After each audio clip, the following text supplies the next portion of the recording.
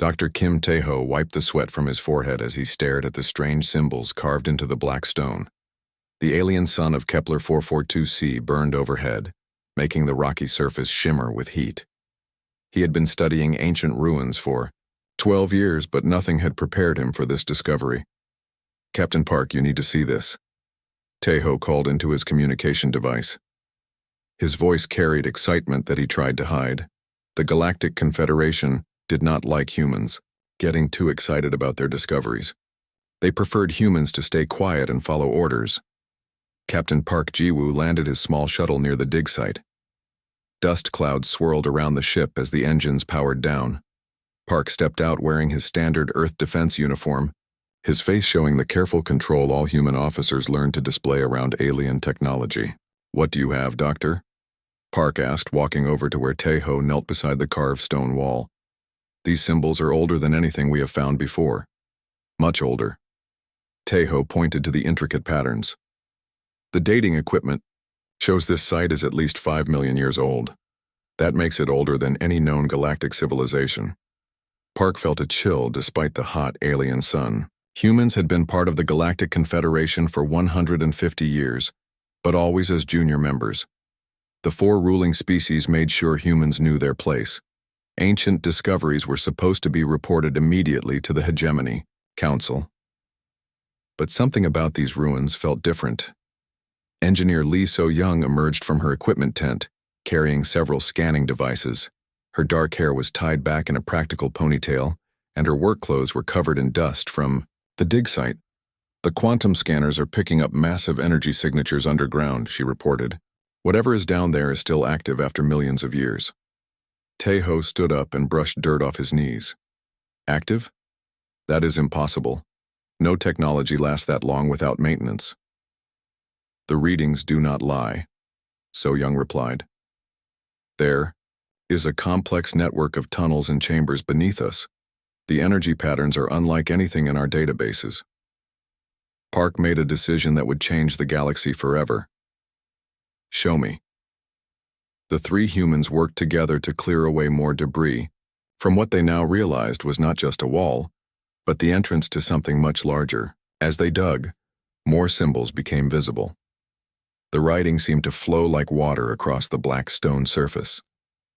"Captain," Tae-ho said quietly, "I think these symbols are responding to our presence." Park looked closer. The symbols were glowing, with a soft blue light that had not been there before. "Are you certain?"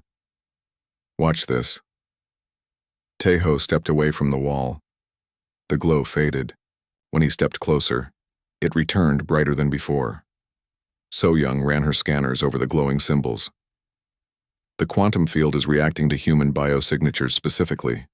I tried having one of the alien workers approach earlier, but nothing happened."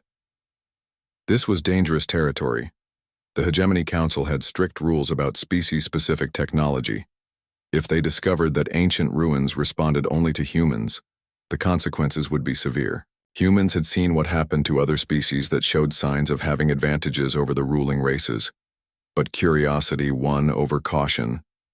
Tae-ho placed his palm against the glowing symbols. The world changed. The ground beneath their feet hummed with power. The symbols blazed with brilliant light, and a section of the wall simply dissolved, revealing a perfectly preserved corridor that stretched into the darkness below. "By the stars," Park whispered. Emergency lights flickered on along the corridor walls, casting everything in a gentle white glow. The air that flowed out smelled clean and fresh, as if the ventilation systems had been running continuously for millions of years. "This is impossible," So-young said, checking her readings.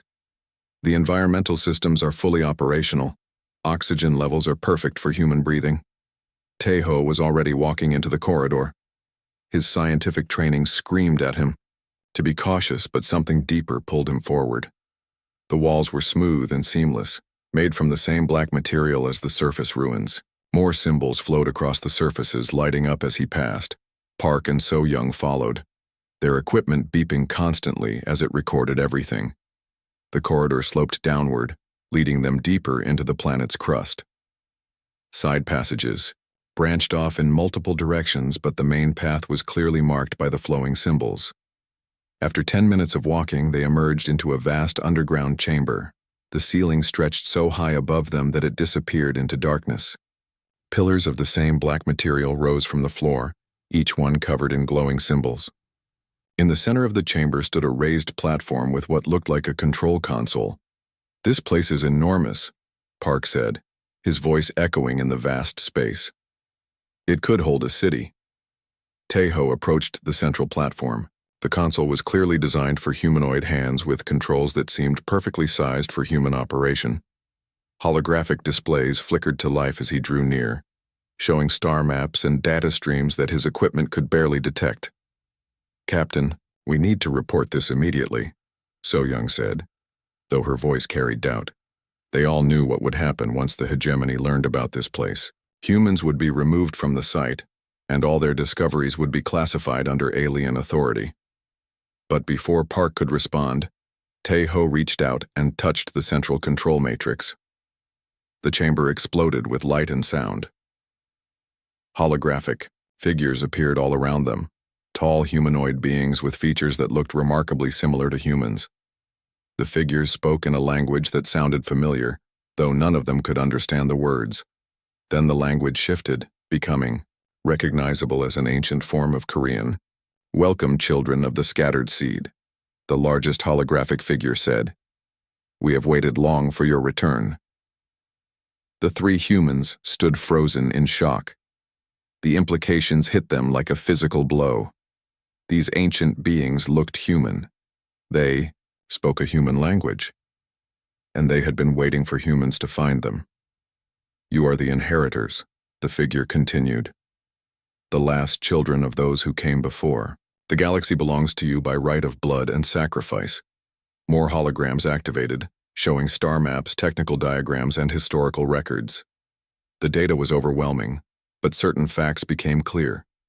The beings who built this place had spread across the galaxy millions of years ago. They had planted colonies on thousands of worlds, including a small blue planet in a distant spiral arm, Earth. "The usurpers destroyed our civilization," the hologram explained. "They took our worlds, enslaved our children, and claimed dominion over the stars we had given life. But we prepared for this day. We left tools for our descendants to find when they grew strong enough to reclaim what was stolen." Taeho found his voice. "What tools?" The hologram smiled. "Everything you need to restore the natural order." Suddenly, alarms began blaring from their equipment.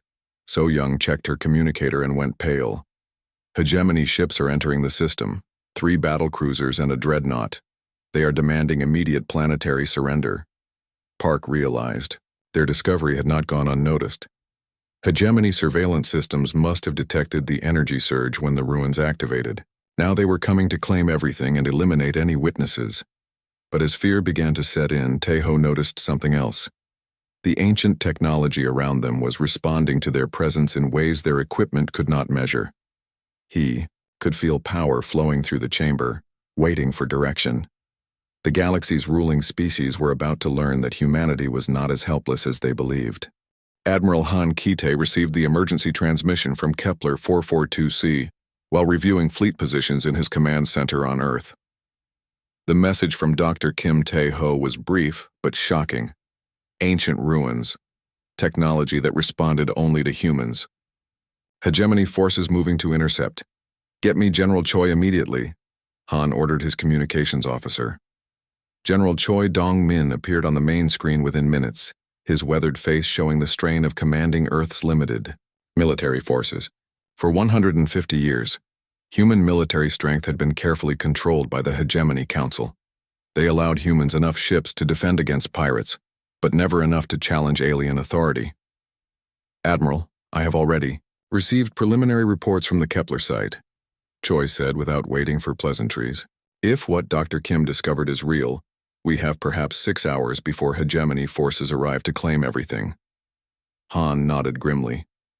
"What are your orders, General?" "We evacuate our people and pretend this never happened. That is the safe choice." Choi paused, his expression hardening. "But I am tired of safe choices.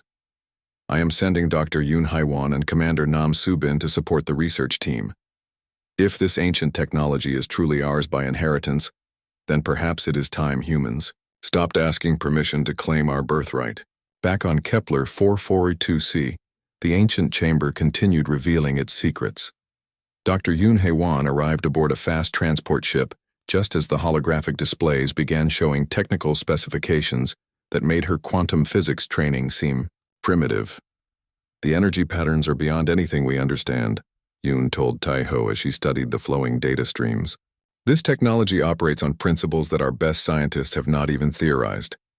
Commander Nam Soo-bin deployed her special forces team around the dig site perimeter. The soldiers moved with practiced efficiency, but Nam could see the tension in their faces. They were preparing to fight ships that could destroy planets armed with weapons that barely scratched hegemony armor. "Doctor, how much of this technology can we activate?" Nam asked. Tae-ho touched another section of the control matrix, and new holographic displays materialized around them. The AI says this entire structure is actually a ship, a world-seeder vessel designed to travel between galaxies and establish new colonies. The implications stunned everyone present. They were not standing in ruins, but aboard a functional starship that had been dormant for millions of years. Engineer Lee So-young was connecting human portable computers to the ancient systems, creating interfaces that should not have been possible. But the technology seemed to adapt to human needs, creating connections that worked despite the vast technological gap. "The ship's AI is downloading information directly into our computers," So-young reported. "Language databases, star charts, technical manuals. It is like the system wants us to understand everything as quickly as possible." Yoon studied the data flowing across her screens. These energy readings show the ship has been drawing power from the planet's core for millions of years. The available energy levels are incredible. Tae-ho was communicating directly with the ship's AI through the control matrix. The ancient intelligence spoke to him in flowing Korean, its voice carrying the weight of eons. "The usurpers approach," the AI informed him. "4 vessels of significant combat capability. Their weapons technology is derived from stolen knowledge, inferior copies of what we created." "Can this ship defend itself?" Tae-ho asked. "Defense implies the possibility of defeat. We do not defend. We simply act according to our nature." High above the planet's surface, the hegemony battle fleet dropped out of faster-than-light travel. 4 massive warships took positions around Kepler 442c, their weapon systems charging for planetary bombardment. Admiral Zethkara of the Hegemony Navy opened communication channels to the planet's surface. His reptilian features showed the arrogance typical of the ruling species. "Humans of the archaeological expedition, you have activated forbidden technology without authorization. Surrender immediately and prepare for evacuation. This world is now under hegemony protection." In the ancient chamber, Nam listened to the alien admiral's demands with growing anger. Protection. They call it protection when they steal everything we discover. But Tae-ho was no longer paying attention to the hegemony threats. The ship's AI was showing him things that changed his understanding of the galaxy completely. "The species that rule us now were once our servants," he said quietly. "They were given basic tools and knowledge to help maintain the colony worlds. When our ancestors disappeared, these servant species claimed everything we had built." The holographic record showed the truth. Millions of years ago, the galaxy had been ruled by the people who created this ship. They had uplifted dozens of primitive species, giving them technology and knowledge. But something had gone wrong. The original rulers had vanished, leaving their vast civilization undefended. The servant species had not mourned their missing masters. They had divided up the abandoned territory and rewritten history to make themselves the natural rulers of the galaxy. They have been living on stolen inheritance for millions of years, Yoon said as she processed the historical data. "And now the original owners have returned." On the planet's surface, the ancient ship began to wake up completely. Systems that had slept for eons came online with smooth efficiency. The entire structure started to rise from the ground, shedding millions of years of accumulated dirt and stone. Commander Nam watched through her tactical displays as the ship emerged from the planet. It was enormous, easily 10 times larger than the biggest hegemony dreadnought. But more importantly, it was clearly functional. All human personnel, prepare for combat, Nam ordered, though she had no idea how they could fight 4 hegemony warships. In space, Admiral Zethkara watched the ancient ship rise from the planet's surface with growing alarm. His sensors could not penetrate its hull, and his weapon systems were having difficulty achieving target locks. All ships open. Fire, he commanded. Destroy that vessel before it can escape. The hegemony fleet unleashed enough firepower to crack a moon. Energy beams and missile volleys streaked toward the ancient ship, weapons that had conquered 100 worlds. None of them reached their target. The ancient ship's defensive systems activated with casual ease. The attacking weapons simply stopped existing when they came within range. Energy beams flickered out of existence. Missiles dissolved into component atoms. The most advanced military technology in the known galaxy proved completely useless. Inside the ship's command chamber, Tejo felt the AI's satisfaction through their connection. Shall we respond to their aggression? The AI asked. Can you disable their ships without killing the crews? Tejo asked. Of course. We are not barbarians like those who stole our legacy. What happened next became legend throughout the galaxy. The ancient ship did not fire weapons or launch missiles. It simply reached out with invisible forces and turned off every system aboard the 4 hegemony warships. Engines stopped. Life support failed. Weapons went dead. Communications cut out. In less than 30 seconds, 4 of the most powerful warships in the galaxy became floating debris. Emergency power systems restored minimal life support on the hegemony ships, enough to keep the crews alive. But every other system remained, completely dead. Admiral Zethkara found himself trapped aboard a powerless vessel, staring at a ship that had just demonstrated technology beyond his understanding. For the first time in his career, he felt genuine fear. On the ancient ship, alarms were sounding from human monitoring stations throughout the galaxy. Every human colony, every Earth facility, was detecting the energy signature from Kepler 442c. Secret was out. Humanity had found something that changed everything, and across the galaxy other species were beginning to ask questions about the official history they had always believed. The news spread across the galaxy like wildfire. 4 hegemony warships disabled in 30 seconds by a single human vessel. Ambassador Lim Young-soo received the reports while stationed on the neutral trading world of Nexus Prime, where he had spent years trying to negotiate better conditions for human colonies.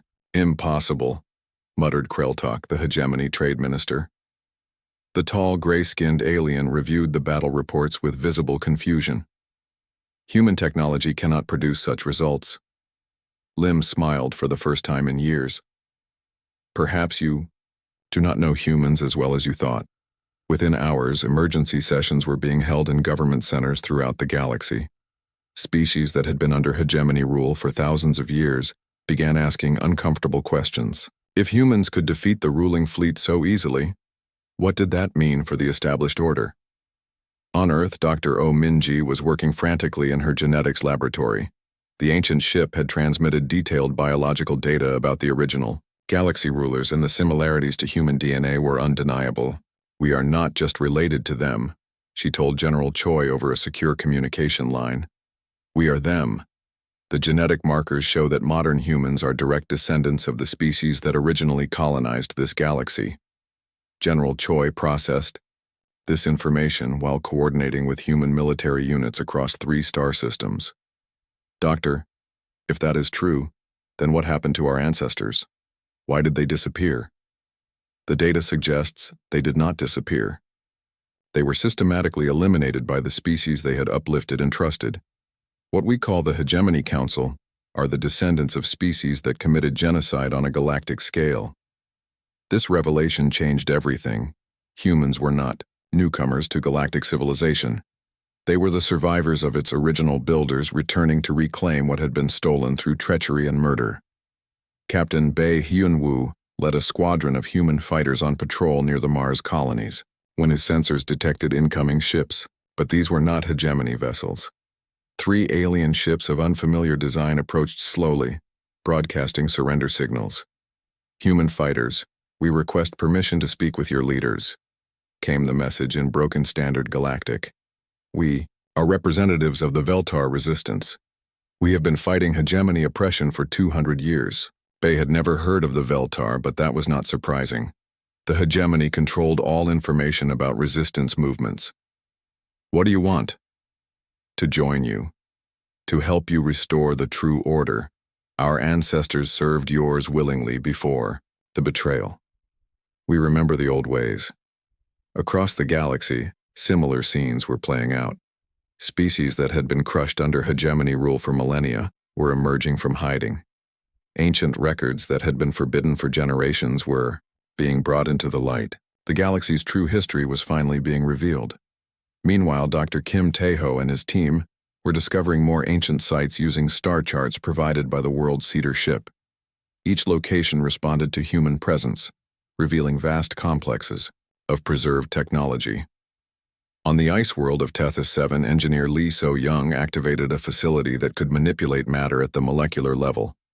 Entire structures could be built or dismantled with simple mental commands from human operators. The technology is not just responding to us, she reported to the research team. It is adapting to us, learning from us. Each facility we activate becomes more efficient, more intuitive to operate. Dr. Yoon Haiwan made an even more startling discovery on the desert world of Kepler 186f. This site contains a faster-than-light communication network that spans the entire galaxy. We can coordinate activities across thousands of light years in real time. The strategic implications were staggering. While hegemony forces still relied on message ships and quantum beacons that took weeks to transmit across galactic distances, humans now had instantaneous communication anywhere in the galaxy. Commander Nam Subin was using this advantage to coordinate resistance activities on dozens of worlds simultaneously. Strike teams are reporting success on 17 targets. Every major hegemony military depot in this sector has been neutralized. The attacks were not violent. Human forces simply arrived at hegemony installations, activated ancient override codes that shut down all alien technology, and walked in, unopposed. Weapons would not fire, shields would not activate, communication systems went dead. The most advanced military hardware in the galaxy became useless metal when faced with its original programming. But the Hegemony Council was not accepting defeat quietly. On the capital world of Dominion Prime, the 4 ruling species held emergency sessions to address the human threat. They must be using some kind of virus or computer attack, insisted Chancellor Vexmore of the Hegemony Defense Force. No single species could possess such technological advantages. The battle reports do not support that theory, replied Chief Analyst Kethron. Human vessels are demonstrating capabilities that our scientists cannot explain. Their technology operates on principles we do not understand. Supreme Coordinator Zalthek, eldest of the hegemony rulers, studied the incoming reports with growing dread. Ancient memories passed down through his species' oral traditions spoke of the old masters who had given them the stars. But those were myths, stories told to children. They could not be real. Contact our deep archives, he ordered. Retrieve all classified historical records from the Foundation era. Everything we have hidden about the early colony period. What the archives revealed terrified the hegemony leadership. Buried beneath thousands of years of propaganda and revised history lay the truth. The current ruling species had indeed been servants and assistants to a galactic civilization that had vanished mysteriously. That civilization had been led by beings remarkably similar to the humans now challenging hegemony authority. We cannot allow this information to spread, Zalthek declared. If the other species learn the truth about our rise to power, the entire Confederation will collapse. But it was already too late. Human forces had captured hegemony data centers on 43 worlds, using ancient access codes that bypassed every security system. The true history of the galaxy was being broadcast on every communication frequency. Species that had suffered under hegemony rule for generations learned that their ancestors had once lived in peace and prosperity under the guidance of the vanished masters. The current ruling system was built on lies, murder, and stolen technology. Rebellions erupted on hundreds of worlds. Not violent uprisings, but coordinated resistance movements supplied with ancient technology that made hegemony weapons useless. Entire star systems declared independence and requested human protection. Ambassador Lim Young-soo found himself flooded with diplomatic requests from species seeking alliance with humanity. "We offer our industrial capacity to support the restoration," came one message. "We pledge our fleet to human command," came another. "We request teachers to help us remember the old ways." Within weeks, the hegemony found themselves controlling less than half their former territory. Worse, their military advantages were disappearing as ancient technology spread to their former subjects. Captain Park Ji-woo commanded the ancient world Cedar ship as it traveled between former hegemony worlds, establishing communication networks and defensive systems.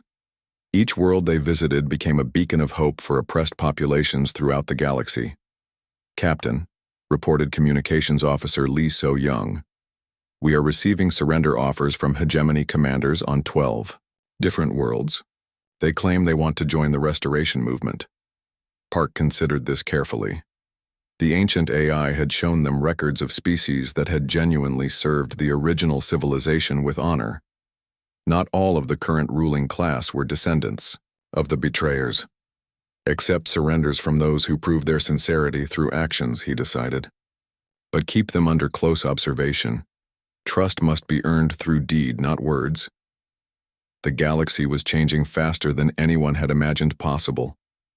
In less than 2 months, humanity had gone from oppressed junior members of the Confederation to leaders of a growing alliance that controlled strategic resources across dozens of star systems.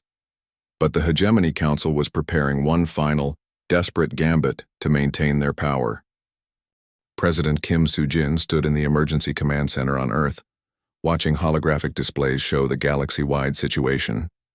3 months ago, she had been a simple colonial administrator. Now she found herself leading humanity's first, true government in millions of years. "Madam President," reported Fleet Admiral Shin Jae-hyuk, "hegemony forces are massing for a final assault. They have gathered every remaining warship from across their territory. Over 2,000 vessels are moving toward the Sol system." Kim nodded calmly. The ancient AI had predicted this would happen. Desperate beings often chose destruction over surrender. "What is our defensive capability?" "We have awakened 47 ancient facilities across the galaxy. Each one can coordinate defensive actions with the others through the communication network. The enemy will not be facing just Earth's defenses."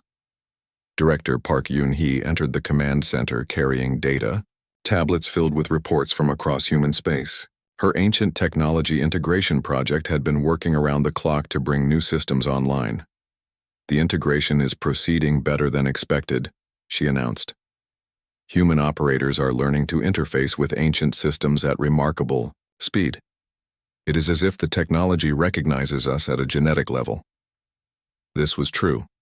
Dr. Oh Min-ji had discovered that human DNA contained dormant sequences that activated when exposed to ancient technology. Millions of years ago, their ancestors had evolved alongside these systems. Now that evolution was awakening. On the frontier world of New Seoul, Captain Bae Hyun-woo was training pilots to operate ancient fighter craft that had been found in hidden storage facilities. These ships moved faster than anything the hegemony possessed and carried weapons that could disable entire fleets. "The controls respond to thought as much as touch," he explained to his squadron. "Do not try to force the ship to obey. Work with it. Trust it. These machines were built by our ancestors for our ancestors."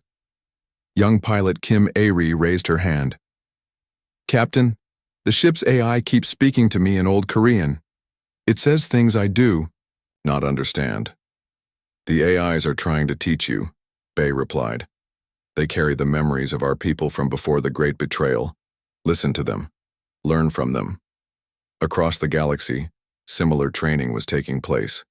Humans were not just learning to use ancient technology. They were reconnecting with their heritage, remembering skills and knowledge that had been lost for eons. Meanwhile, the hegemony fleet was approaching Sol system with grim determination. Supreme Coordinator Zaltek commanded the massive armada.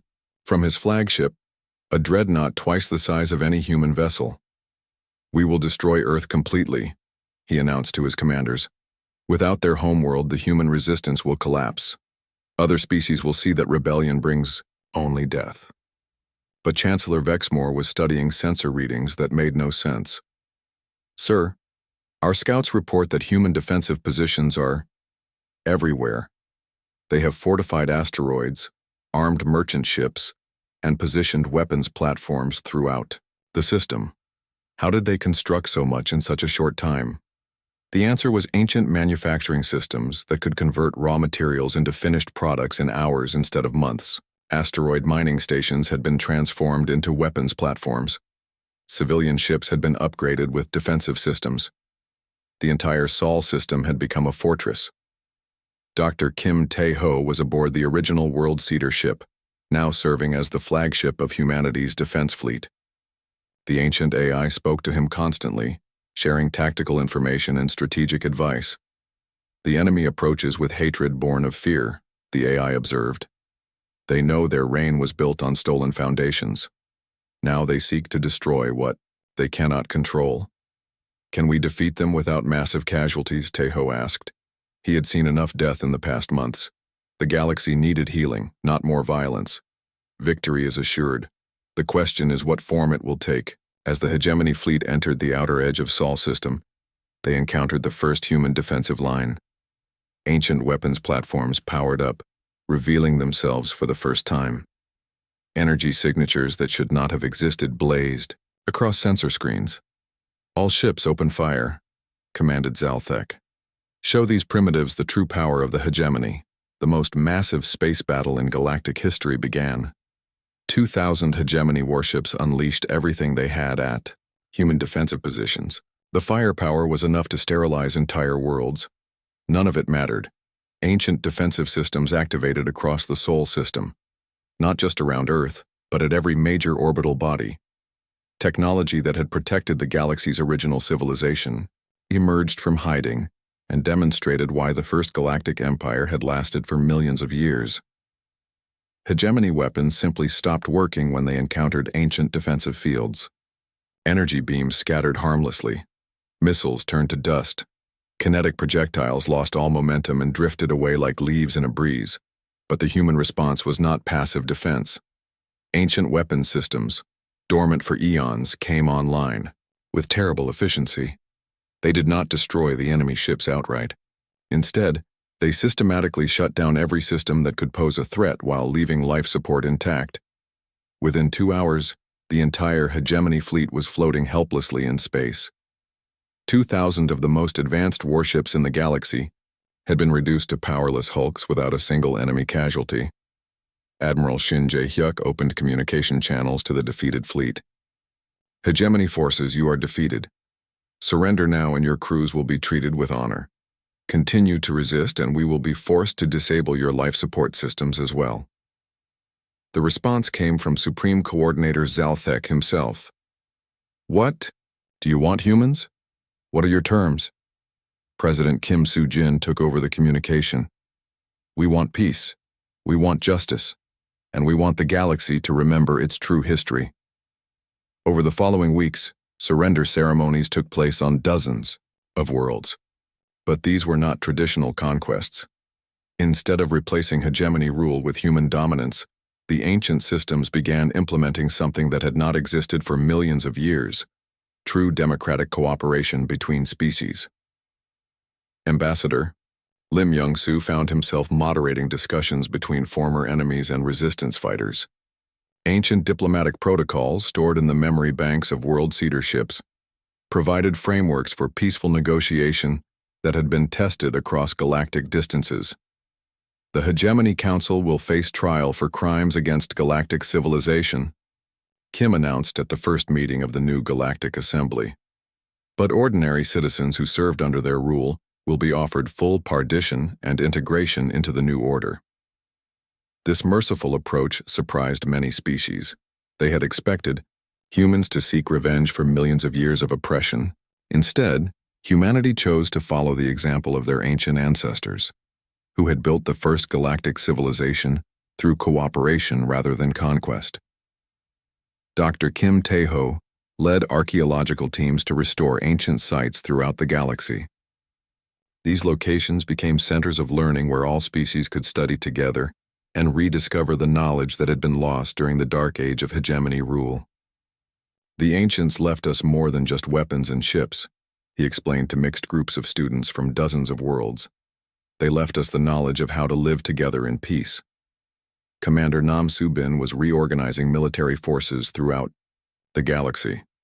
But instead of creating armies for conquest, she was establishing peacekeeping forces trained in ancient conflict resolution techniques.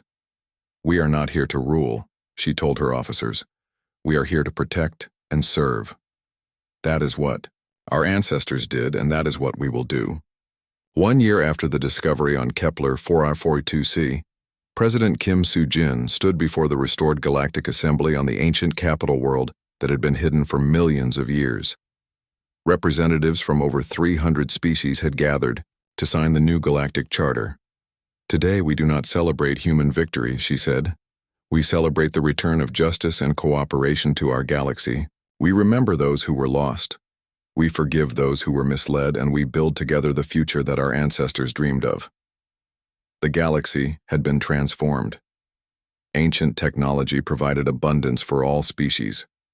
Faster-than-light communication allowed instant cooperation across vast distances.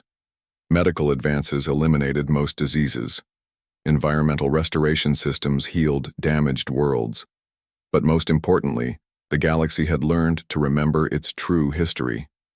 Children of all species learned together about the first galactic civilization and the values it had represented. They studied cooperation instead of domination, sharing instead of hoarding, and building instead of destroying. In the restored archives, Dr. O. Minji made one final discovery that brought everything full circle. Ancient records showed that the original galactic rulers had always known this day would come. They had prepared for their descendants to return not as conquerors, but as teachers and guardians. The galaxy's reign of fear had ended not through violence, but through the simple act of remembering who they truly were.